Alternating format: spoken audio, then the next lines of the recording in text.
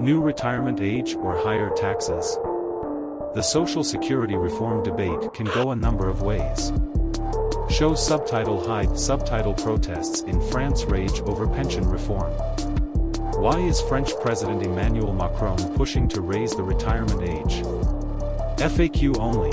USA Today. French workers are taking the streets to protest as President Emmanuel Macron pushes pension reforms that will raise the country's retirement age from 60 to 64.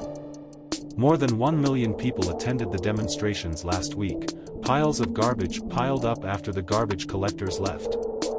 There were major disruptions to the strike and public transport. Meanwhile, lawmakers in U.S. are considering changes to states' authorization programs, while some say the country should raise full retirement age. According to the Congressional Budget Office, lawmakers have aligned as trust funds that pay their pensions are on their way to going bankrupt around 2032. While that doesn't mean the system will go completely bankrupt, it could result in a 20% board cut for benefits. According to Alicia Munnell, director of the Boston College Center for Retirement Research, these cuts will affect both current beneficiaries and future beneficiaries. Something has to be done, she said. You have to either bring in more income or reduce outgoing payments. Why is Social Security reform needed? The U.S. population is aging and birth rates are falling, which means younger Americans have less tax income to cover the Social Security benefits of older generations. Some Republicans say raising the full retirement age may be a solution. The Republican Labor Committee, a group made up of House of Republicans, has called for raising the retirement age for both Social Security and Medicare, although plans have not yet been passed into law. Former South Carolina Governor Nikki Haley, the 2024 presidential candidate, said earlier this month that she supports raising the retirement age for Americans currently in their 20s.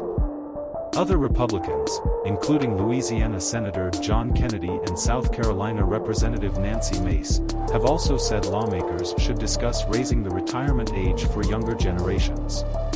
What is the retirement age? Currently, people can retire at age 62 and receive reduced benefits.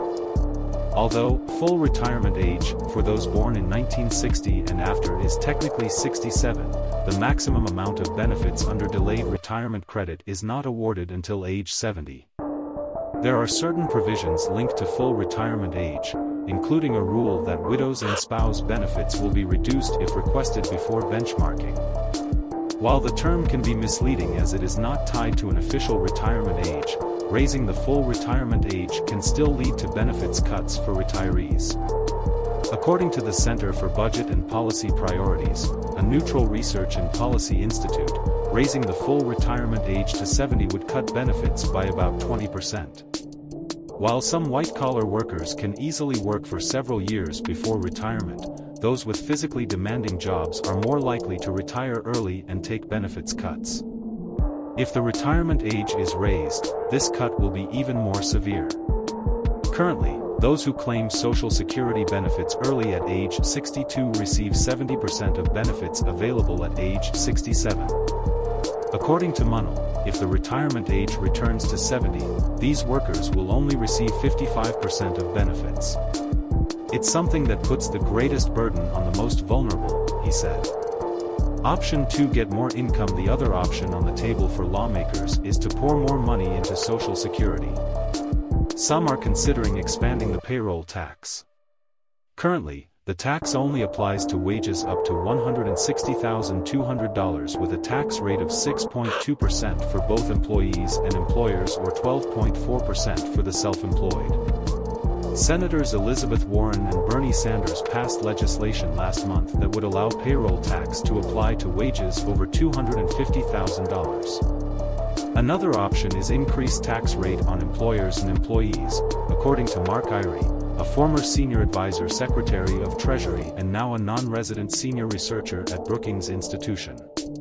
Obviously, there are trade-offs in every possible solution, Iwry said. A tax increase is always painful and often unpopular.